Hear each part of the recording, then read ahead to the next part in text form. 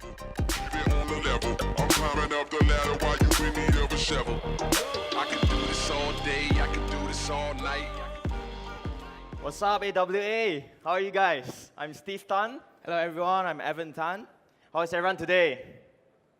How is everyone today? Okay, all right. So this is my first time to Bangkok. I'm very excited and honored to be here and to share how we scale our $2 million store. So we have a little bit of time, so I want to jump straight into a short about us, about me and Evan, and how we got started into this journey. Okay? So we're not public speakers, so actually I'm very nervous right now with my brother. So please, give us some support if we say some things. Okay? Thank you so much. All right? So I started my journey doing physical products since 2006 from eBay. The reason being why I've been selling physical products is because I've been based in China for the past 11 years. So having access to Taobao, Alibaba makes it much easier for me to get into physical products. So since then, I've been selling more than multiple 8 figures of physical products until now, all right? So, and we have been selling it since 2006 on eBay and transitioned over to fully e-commerce on 2008. Okay, so since then, I've been sharing a lot of our posts in my e-commerce elites group. If you guys are interested, feel free to join it. It's a free group on Facebook. And you can just go to stevetan.com. It will redirect to our Facebook group, okay? So some of the records that we have done personally is about 2 million. This is back in April. So we have break this record, but we have no time to update this screenshot. So we did about 3 million plus back in October for one of our big stores too. And this is our biggest day in one single store, 360K. But there's several more smaller stores which we are doing right now to diversify not everything in one store, okay? So today I'm gonna share a little bit more on how we scale horizontally and what we mean by scaling vertically, okay? So scaling horizontally. So a lot of people have been asking me some questions regarding why are you able to scale one store to such big numbers. So there's actually a few ways that we can do. So we combine a few of this together so that we can achieve bigger numbers, okay? So you can either have one big product, which a lot of e-commerce players are doing right now, or you could have 52K products. What I mean that you should actually diversify more instead of focusing everything on just one product. So when someone comes to me and tell me, Steve, I'm doing 50K per day, I'm doing big numbers, I say, good, how many products do you have? If he said, I only have one product, the first thing I'll tell them is, you do not have a business.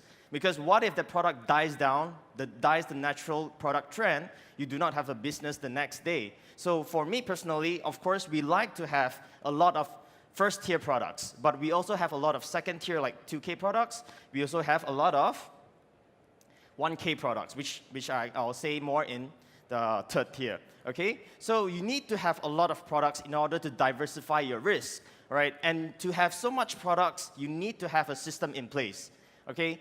If you do not have a system in place, like researching methods for your team, this is very hard for you to scale efficiently, okay? So Evan will touch base on how we do research and a few of the common sites and the common tools that we're gonna use, okay?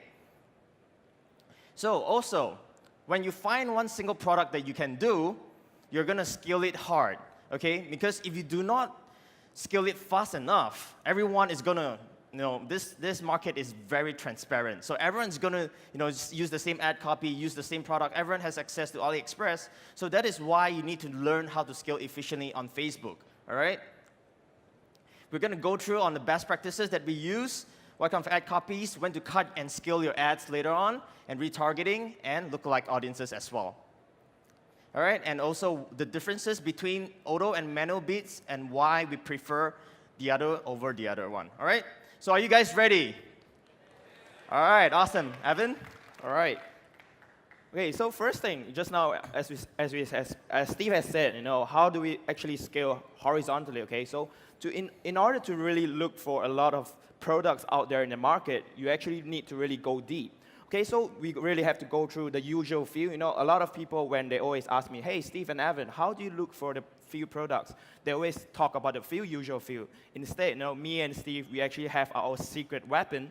And also, at the end of everything, we actually create a process so that all this process is automated. All right? So the first view, all right, the usual view as everyone, where do I go search for products? It's always, people go to the top sellers in Amazon, be it, AliExpress or Wish. All these are the very, very common websites where people just go, look for the top sellers and go through the categories. This is the most common one where you can actually go. Yes, it still works, but considering the market is getting more and more competitive and the products are getting more and more saturated, it's actually harder to find a product there nowadays. All right? So we actually do, me and Steve, being in China for such a long period of time, we actually have our own secret weapon, and that is actually Taobao. All right? Okay, some of you guys, if you have been in China or actually have been shopping online a lot, probably would have heard of Taobao before. Okay? So there's actually a saying, if you can't find something on Taobao, you probably can't find it anywhere else. Actually, the person who said this is me, myself. Okay? So actually, why I actually say this is because, being in China for so many years, I actually buy a lot of stuff on Taobao. Okay? So a lot of things you can find on Taobao, you actually don't see it on Amazon.com. All right, so the ridiculous things is you can find ridiculous things on Taobao.com. Look at what you can find on Taobao.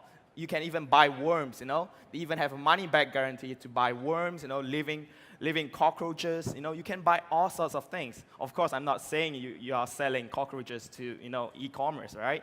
But there's tons of categories out there in Taobao. A lot of the things that's not being developed yet in the United States, you can find it in Taobao. All right, so for a quick run through of the research process, have your staff or go through Taobao yourself. If you can't read Chinese, just translate it, go through all of it, and I'm sure you find real killer products where you can actually find a lot of products that are going to sell really well in e-commerce.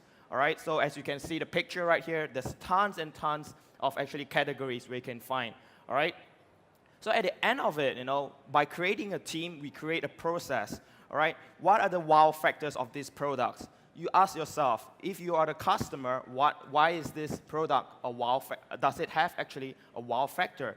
Okay, try selling and persuading yourself before, So after you know all of these factors, create an Excel sheet for your staff, your research team. Let them go through Taobao for you because it's very, very time-consuming to actually go through all this every day. So at the end of it, vet it personally, go through the Excel sheet of what your staff has done, and actually go through, and sooner or later, you'll be able to find a lot of really good first-tier products, second-tier products, and third-tier products. So this is how me and Steve, we are able to build our e-commerce as a real business. It's not just one product where we scale really hard, and maybe 1 month later, we are closed for business. That's not how e-commerce works. So by setting a process out properly, you are able to sustain this e-commerce business for a long period of time. All right, so right now, let Steve talk about how to scale vertically with Facebook ads. Okay, so I'm going to share a little bit of our best practices and some of the things that we're going to go through here, right? So the first thing is we use a lot of emojis. I'm sure a lot of you here are familiar with this, but we try not to overdo it in a way that it becomes spammy, but do it more in a natural way because we find it increases the click-through rate a lot. Of course, when all of you guys start using it, the performance might decrease, so try to be a little bit creative, like, with different kind of, like, upcoming holidays, Christmas, so on and so forth, all right? It really works. It really helps us build up on our click-through rates, okay? So here are some quick examples. I'm sure you guys see a lot of them on Facebook or some spy tools. Check it out, see how people are doing it, how all those good ads are doing, and how they are maintaining, scaling really, really huge video views or, conversions, okay? So we also use customized thumbnails for all our videos, right? You shouldn't just go and upload a video and just pull a random, thumbnail that you think is going to work well. Always try to split test what kind of thumbnails would actually increase your click-through rates. So for us, we usually have like 5 to 6 different thumbnails per video so that we can keep testing and split testing which ones have the best optimal conversions or click-through rates or CPAs, so on and so forth, okay? Because not everyone autoplays, and it captures the attention with a unique thumbnail. You can add in different kind of wordings with your thumbnail, or you can add in some emojis. I'm sure a lot of viral videos, the funny ones that you see on YouTube, or the ones that you see on Facebook usually do have very customized video thumbnails, okay?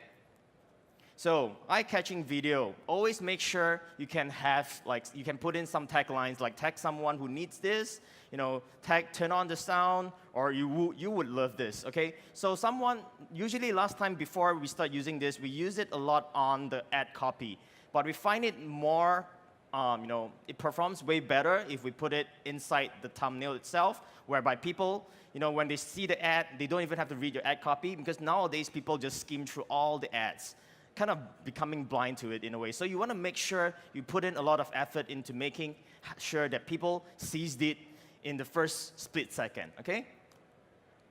All right, so now we are in Q4, right? CPMs are outrageous high. So you have to make sure you have very good click-through rates, good engagement. So usually we'll run a little bit of PPE ads, page post engagement, to kind of get a feel to how this ad is actually performing or engaging with the crowd or the viewers, right?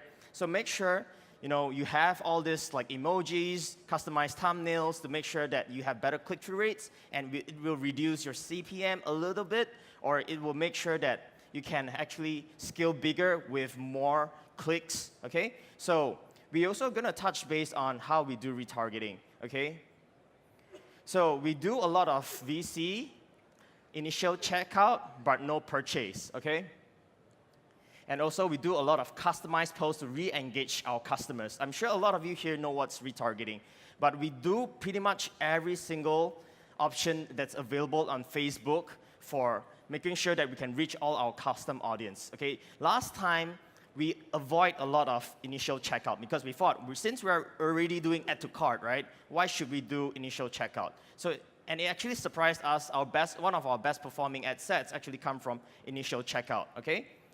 So you make sure you segment your audience properly so that you can create a lot of retargeting and use for lookalike audiences as well. Okay, so we use a lot of lookalike audiences, which kind of accounts for pretty much 50 to 60% of all our sales. Okay, so if you're talking about our sales, it's at least, I would say at least 7 figures coming from lookalike audiences itself.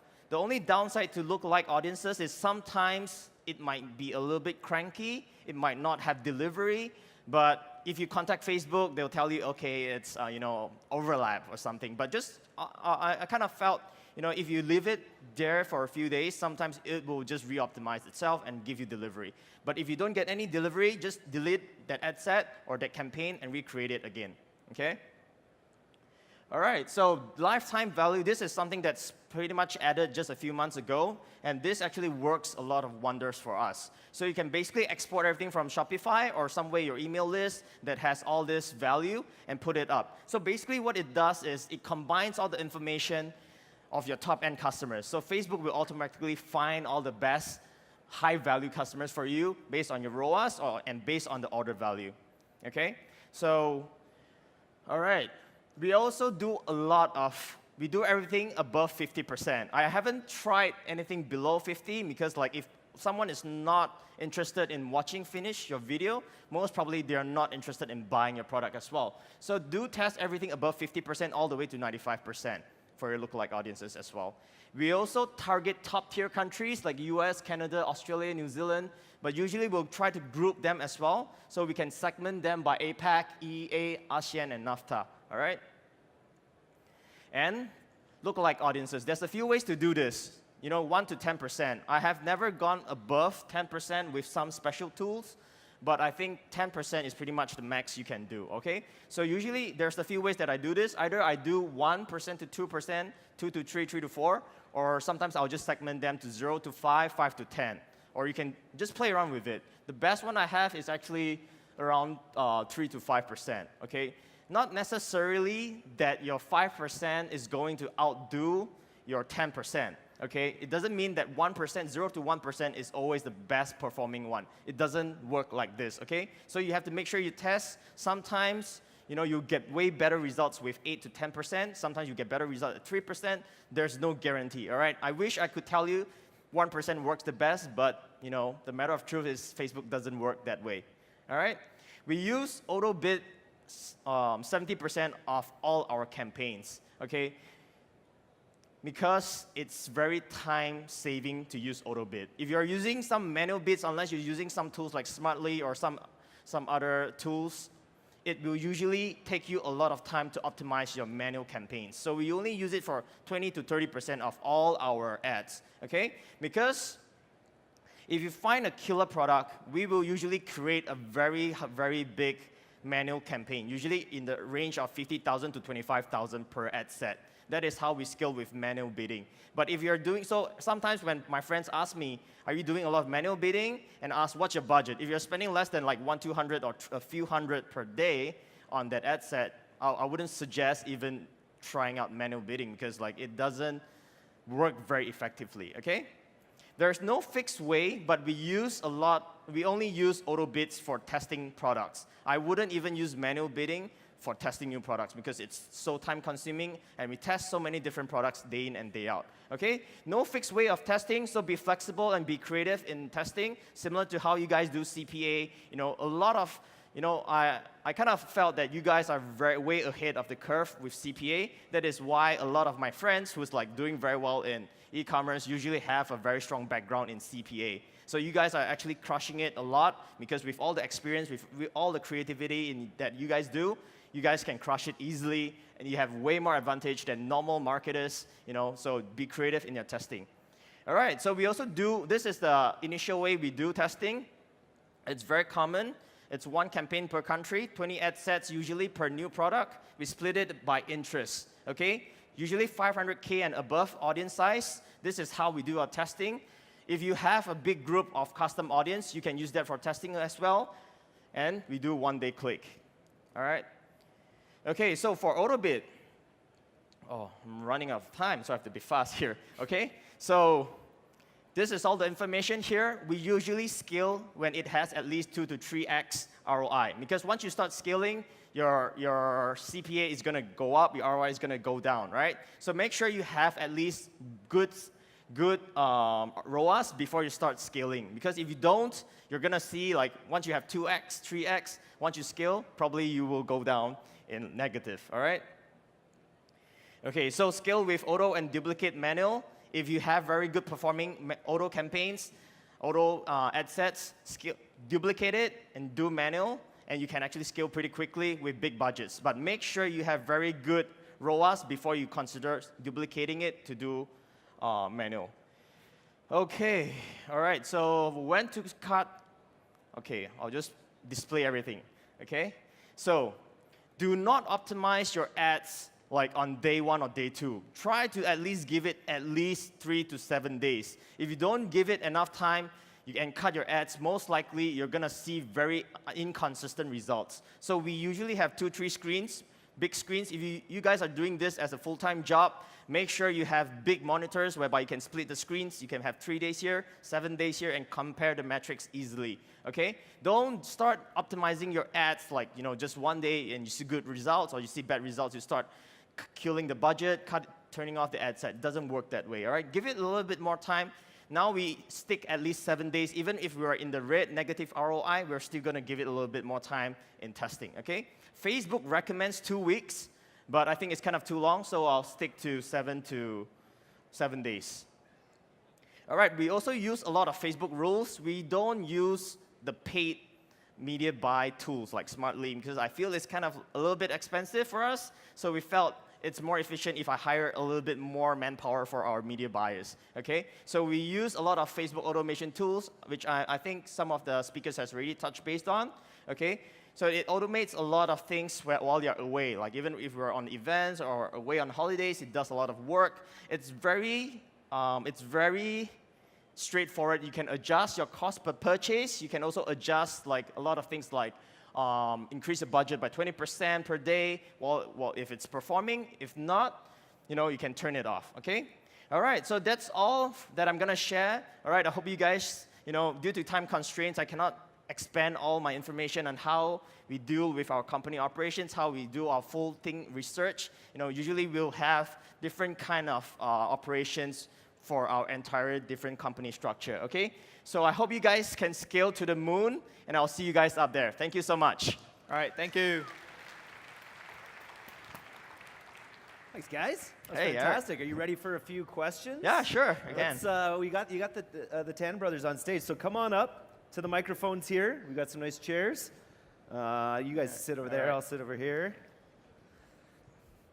So they just said, they're like, we normally like to talk about all these other things, but we don't have time. But now there's time, so now you can ask them any of these type questions. But while we get there, I just want to know, what's your personal favorite emoji? I think my personal favorite emoji is probably the heart eyes, you know, the eyes. I saw that in there, yeah. That's the one that probably resonates with the customer the most. The most emotional, right? 'Cause Yeah, it's, yeah. it's that happy love feeling. Yeah, and of course for Christmas, you know, you have the Christmas trees. So before the customer even looks at the product, the video itself, he knows this is related to Christmas. Yeah. So it will enable like the customer to stop and actually look at the ad copy itself. Yeah. You Yeah. got one? I think we kind of split test a few, but for me, I don't have personal favorite. I only care if it's ROI. Yeah. So, you know, if it's good ROI, it's my personal favorite. Okay. Yeah. Nice. I got to use in an email the other day the T-bone steak for the first time. I was describing James Van Elswyk, so I I just put the T-bone steak in there. I was happy about that. I don't know if it worked, but it was fun. Okay, we got a question here. Hello guys, it was really nice presentation, very informative. I'd like to ask you about scary or shit your pants marketing. How often do you use it to sell products to your audience? Do you scare them or you make them feel better before they come to your webpage, before they make decision to buy it? Can you repeat that? Yeah, I can't hear. Yeah, we need to get better monitors. How up here. often do you use scare or shit your pants marketing? Oh, like fear-based marketing versus Oh, love-based marketing. You mean I guess. scarcity? Yes. Yeah, scarcity. I actually removed everything with scarcity because too much people are using it, and it's kind of like if you split test it with the performance on the time and conversion rate, it doesn't affect too much. It actually went up for us, but do make sure you test. Actually, I like websites that loads really quickly. So like, you know, we removed it and the time actually went down. So if you have like all these apps in place, it's going to add a lot of time to your conversion. Your website. I would display. utilize my question. For example, in case of dog collars, some people promoted like 6 million dogs being killed on roads of US every year. And other people promoted like this collar would like really nice on your dog. What would you suggest? Scare them like or fear-based, right? So Yes. yeah, like your dog's gonna die. I personally don't like to use that. Like, I do see some people using it. I'm not sure how well it converts or performs, but if you're building a sustainable long-term brand, I would suggest you stay away from it. But if you're kind of like, you know, a small store that you're just gonna last for like 5-6 months, feel free to use that if it increases your performance or ROI. And you mentioned about motivation timers. So Yeah. you have only 10 minutes to Yeah, buy it. I It's removed better that. to remove. Yeah, I removed that because I feel it's a little bit scammy, and it's fake. Yeah. How do discounts? Do you like when you remarket? Do you ever use like discounts where you remarket to someone and you say, okay, now it's 15% off? Do you play around with that? Yeah, I retarget the crap out of them until they buy. Yeah. So, yeah. And do you scale the price down? Yeah, we do. We Yeah. try with 5%. Then after, if they don't buy, we increase it to 10%, up to the maximum that we were comfortable with. Oh, cool. Yeah. Nice. Within your margin. Anyone else out there? Oh, right here. Hey guys, great presentation. I want to ask you what's your input on branding product and fulfilling them directly instead of drop shipping? Sorry, I can't really. Yeah, you gotta get really closer to the mic. Yeah. I'd like to ask what is your input on branding product and fulfilling them instead of drop shipping them? Fulfillment time, is it? Yeah. All right. Okay. If you fulfill from the US, obviously it's going to be way faster. Which if you can actually, if you want to go the branding route, you could send your stock to like a 3PL company in the US, or you can send it to Amazon, fulfilled by Amazon. Or if I would suggest, if you're just starting out, do drop shipping all the way from China. But if you're going to do a sustainable long brand, probably you have to do it in the US, and eventually you're going to have regional warehouses all over. Like the main few ones would be Europe, US, and Asia. So we have warehouse in Hong Kong as well that takes care of the APAC region, and from China it takes care to the other countries, sometimes US, and sometimes US we do have local US warehouses if that product is very popular. But you have to make sure that that product is something that's gonna be trending for a long time. So one of the mistakes that we did, it was like, it kind of scaled pretty quickly, but eventually it kind of died, but we have like over 100,000 stock in the US because no one's buying after the whole trend dies. So you have to be a little bit more careful with like stocking a lot of inventory if you're branding your own product. Nice. Thank you. Hey, no worries. We have a celebrity question here from Ecommerce founder Morella. Oh, good. Okay, so you guys talked about how you let Facebook do a lot of the automation for you, but with using the rules and everything. With regards to ad placement, do you use automatic replacements, or do you isolate them in ad sets to retarget them, say mobile on desktop later, and vice versa? How do you deal with ad placements? All right, for our ad placement, normally we tend to split test a lot of them. We tend to actually mostly mobile and desktop feeds, and we split test them with another one with the audience network that Facebook has, and also we do split test. We actually split everything as well in Instagram. So actually, by splitting all of this, it's very clear that we are able to see which ad set works, perform the best. Yeah. But usually you'll get like lower CPMs if you don't split them. So Facebook actually kind of like recommends that we put it all placements, but we kind of have better performance if we split them up. Yeah. Nice. So you guys have expanded. How big is your team now total? 60 plus. Yeah. 60 plus. Yeah. And that's over in multiple regions, or? Yeah. Almost 100% virtual. Only Yeah, in the only the Philippines. China. Yeah. In the Philippines and in China as well. Oh, cool. So So- who do you consider, what position, let's say, do you consider sort of the most essential to your business other than you two? Project and right-hand man. Yeah. Project Yeah, manager. project manager. Oh, we define it as project manager or product manager. Kind of, it's the same kind of the same role. Yep. So like in startups, like kind of the product manager has a lot of authority in the company. This dictates where the company is going. So we kind of use it a little bit to like in our company. So we call it as the project manager that actually manage the whole things. And he has a few like managers under him to report to. Yeah. Yeah. So this guy only reports directly to us, no one else. And how did you go about finding that person then? Like, what was your, did you go, like, did you meet them in person? Did you go to like an Upwork type site? Like, how did you make sure, because if there's such a key person, how did you make sure they were right?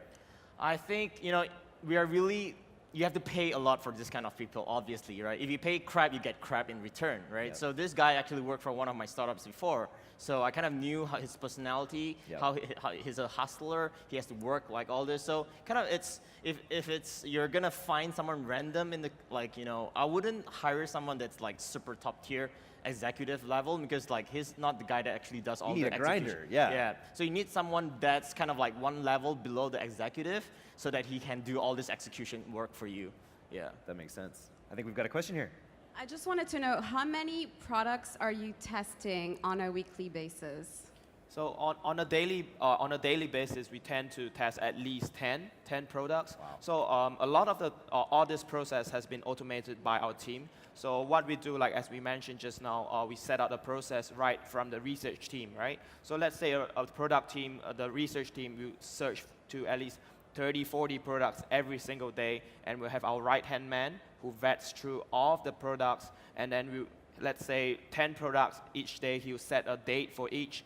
Green light, he'll give the green light for them to launch it the next day or on the day after, and then our media buying team will take over from there, and then the video editing, there will be video editing, editing the videos, the photos, the thumbnails, and then it will be handed over to the media buying team where they'll do get also copywriting done for them, and then straight away they'll start doing the ads, split test. So some of our media buyers, we actually flew them over to us. We train them personally, so they actually know a lot of the strategies that we use. So they will be in charge of actually doing most of the media buying.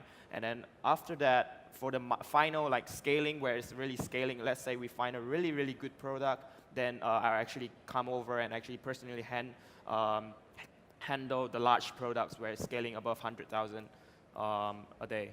Yeah.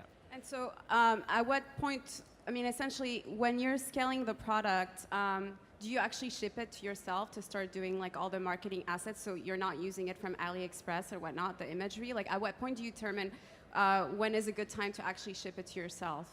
All right, so at the start, we always, it's still a drop shipping business, but because at a large scale, like what we're doing right now, we actually have our own warehouse in China. So actually, what we feel is a good practice is after like 2 days or 3 days, if it's starting to selling above 100 piece a day, we'll start like buying in bulk, like buying maybe, let's say we're selling 500 a day, we'll buy around 700 a day. So everything will be shipped to our logistics partner in China. So it's like more of a lean approach. So we rather let, because of what Steve mentioned, we had a mistake where we overstocked too much. So we actually just, just overstock by a little bit where you're guaranteed to sell it the next day. Thank you. All right, thank you. Just specifically though, for people starting out in e-commerce, how important is it to actually get your hands on the product physically before you start selling it, so that you could potentially make assets about it? That's a very tough question because there's different ways of actually doing the business, right? Some people prefer to see and feel the product. Some people like only care about the ROI. Some people only care about like making money. So it really boils down to the entrepreneur himself. Yeah. If he cares a lot about the customer, definitely he will go through the, you want to make sure that he sees the product, feel for it, whether the product is good quality. So for us, because we have a team in China, so it makes it much easier for us to buy samples. So, and you can get away with like, having a physical presence, and you can request samples from these big suppliers. Yeah. Yeah, so because you come in as you can say like, we're looking to buy 10,000 units. Can you give us some samples? Usually we'll get it for free. So we use the free ones and sell it to drop shipping. You get some all this, get the ball rolling. Yeah. Nice. Very cool. Any, we got a question over here. Hi guys, thanks for the presentation, very good. Thank you. I got a question. I live in China, so I know like how powerful Taobao is. But my question is, compared to AliExpress, where most of the store in AliExpress is pretty much equipped to ship internationally, but as we all know, like Taobao is pretty much like a local business type of app or stores, or so in terms of finding a product, after you found a product that you think it's going to work from Taobao, how do you like handle the shipping? Like do they talk to the supplier? Do they like have Yeah, that so option for actually you can, for us, we have our own warehouse and logistics, right? So instead of setting up something for yourself, there's a lot of 3PLs, fulfillment and logistics company that you can work with. So once you test the product, it works well, you can ship it in bulk to this fulfillment company, and he'll take care of everything for you. So something like an FBA kind of setup, but in China. So like you send all orders to them every single day, and they'll take care of all the shipping for you. So the supplier doesn't handle the shipping? No. So Okay. everything that we do is all coming out from our own warehouse. We do it for more control and more kind of privacy kind of approach, because like with sufficient cash bribe in China, you get a lot of unwanted information that you don't want your competitors to know. So we kind of have everything in-house for our logistics and our procurement, so that we don't get unwanted information out as well. And also, if you ship everything in-house, you get very, very good shipping rates, and you get first-tier e-packet rates as well. But I think that's after your business is pretty much settled or Yeah, so like, I mean, if you're but what initially about just in the starting out, Sorry, what about in the very initial phase after you target, like after you found the product and it's joined the testing phase? if you're just starting out, probably you can just talk to your Taobao supplier, because like they do have access to all. It's just a matter of whether they want or don't want your business, or is it a lot of hassle for them to do it for you. But I'm sure you can easily find a lot of like fulfillment company in China that's willing to help you get started with all this. So once you find this product well, you can order on Taobao and have it shipped to the fulfillment company, and they'll take care of the shipping for you. Okay, thank you Also, very much. another thing like I would like to add on is like we mostly use Taobao as a reference point, because a lot of things that's actually available on Taobao is not listed on AliExpress yet. So actually, by doing so, we use actually mostly as a reference point on Taobao, and then we actually have our own procurement team. So at the same time, you find a lot of agents or trading companies at AliExpress. So you are able to actually go to AliExpress, send him the Taobao link, say, hey, I want this to be drop shipped. So normally they will get it handled for you. So this is when it's starting out for beginners, this is how you do it. Thank you very much. How do you handle customer service and returns? Customer service. Customer service? And returns. And returns. So for customer service, we actually have a full-fledged team in the Philippines of at least 20 to 30 customer service replying every day. We also have actually a 24/7 live chat service where actually a lot of customers always send in requests to ask about refunds, returns. For returns, it's simply it's as simple as that. Like, I mean, when a customer receives, if he's able to provide proof that the item is spoiled, like destroyed, or he didn't receive it, like the tracking shows it actually got lost, then we will actually just send him a new one. Okay, we'll talk to him. Communication is really important here. So we actually communicate with the customer and ask him, do you want actually a replacement? If he's willing to actually accept a replacement, we'll just ship him a new one. If he's unwilling, then we'll give him the refund. But for returns, we'll usually just tell them to ship it back to China. And like, I know it's not the best exact customer service that you want, but most of the time they'll just think it's a hassle. And if they really want to ship it, it's fine. We'll just refund them the full amount. Nice. Another one over here. So yeah, thanks for the great talk. So during the initial research phase, when you are testing out new niches, so when do you decide that it's time that this particular niche is not working out? How much do you usually spend on Facebook, or give it like a number of days before deciding that this is something that you don't want to pursue further? Yes. So actually, like Steve has mentioned just now, like we actually have general stores where you just throw everything in there, to test it. So actually, normally when we really actually decide to turn it off is after doing all of our a lot of the testing methods. One is the interest targeting that we touched base on just now. We actually have other testing methods as well. So after, if we use all our strategies and test it with different copies, different video, different thumbnails, and it still doesn't work, it's negative, not profitable at the end of the day, after like 3 days or 7 days, then we decide that this product doesn't work and we'll move on to the next product. Do you actually take them off your store, or do you just stop promoting? No, we just stop promoting. We'll still put it there because like, there's no reason, I guess, it's right? free There's money, right? So there's no shelf space you're taking up in the so digital environment. like we used to have like a lot of products, like someone like just comes to the store and he actually sees one item that he likes, and he just he just adds onto your AOV. He just, hey, I like this as well. He just add it to the cart. Yeah. So it's just free money. Just leave it on the store, but just stop promotion for that. Okay, thanks. Nice. Do we have someone else maneuvering up here for a question? We Hey guys, first of all, thank you for the presentation. really speak up. Yeah, so you have talked a little bit about how to hire a manager. I would like to know more about how to hire a media buying team. So I guess a lot of business owners here are afraid of giving up that part because they think that this is a very sensitive part of their business, so they like to handle it by their own. So I would like to know more about this matter, please. Thank you. I usually prefer to hire someone with just basic media buying knowledge, because like those that have really good media buying skills, they cost a bomb, and usually like there's very good reasons why they left the company and joined you, right? So usually we'll try to find someone with kind of basic Google ads, they have some internet marketing knowledge. We'll usually hire them and guide them through step by step. So initially, these people that comes into the company, they'll be guided by senior media buyers, right? So they'll start with like very small budgets, doing small things like testing, research, like interest research, so on and so forth. Then slowly you guide them up step by step. I mean, like it's all about the skill that you want to do, right? I mean, I kind of like traveling a lot and also traveling across the world. I still like my lifestyle. I like to, hands-free my business. I haven't checked my ads for a long time.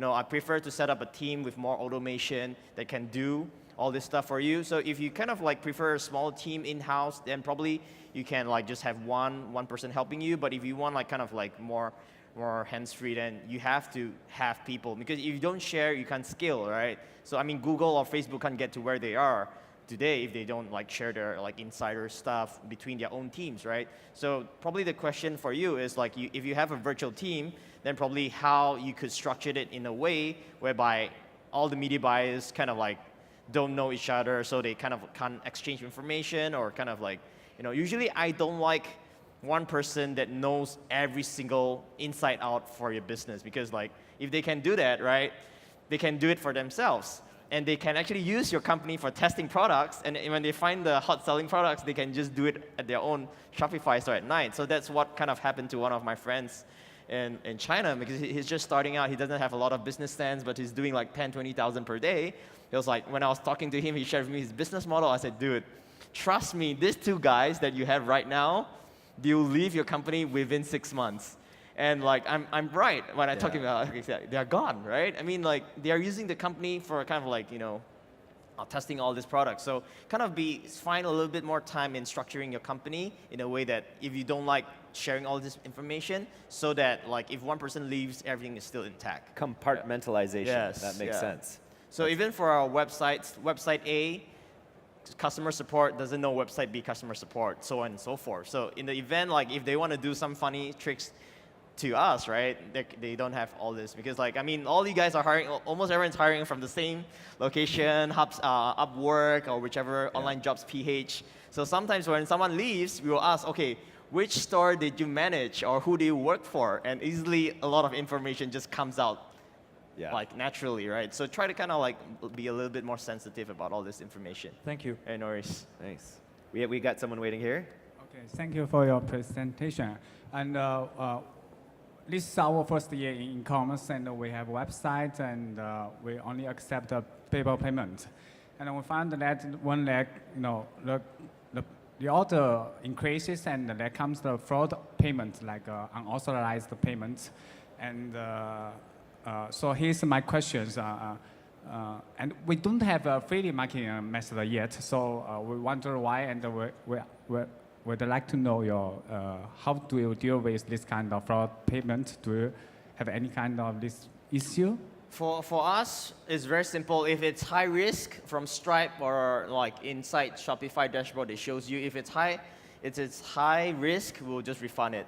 We don't even last time we used to ask for more information, but usually if you want more information, you have to ask for their ID, government ID, front and back credit card, cover the center, 10 digits or whichever digits, then ask them to send it over back to you. But if you're dealing with very high-level scammers, then they have all this information with them anyway. So for our team right now, we'll just refund all the high-risk orders, and especially there's a few countries that we don't ship to, I don't know where, like Vietnam, Indonesia. Those very high fraud countries. You can just Google high fraud countries, and it's there. So do you mean that your practice is just to ask them for the full information to attach it on PayPal dispute interface, and then you just refund them? I mean, PayPal is very good at helping you with protection. So if you provide all the shipping information, they usually have you covered. But we heard that even you refund the payment, the PayPal will also count this order into your dispute rate, and once the rate is raised to let's say 1%, you'll face some risk in your payment account. Right? That's part of the business. You have to deal with it. There's nothing a way around this. There's no magic solution. Okay, thank you very much. Okay, guys, I think that's it. Our time is up, unfortunately. You're going to have to find them after. Or you're going to, well, I guess we're out of tickets for Facebook Mastery Live, but make sure you grab the live stream for Facebook Mastery Live, the recordings. And we still have day passes for day 1 of the Facebook Elite Retreat, where the Tan brothers are going to be giving away some amazing value there. So go find myself at the booth or someone at the iStack training booth, and we can hook you up with our day passes to the Elite Retreat. Let's give the Tan brothers a big round of applause. That was amazing.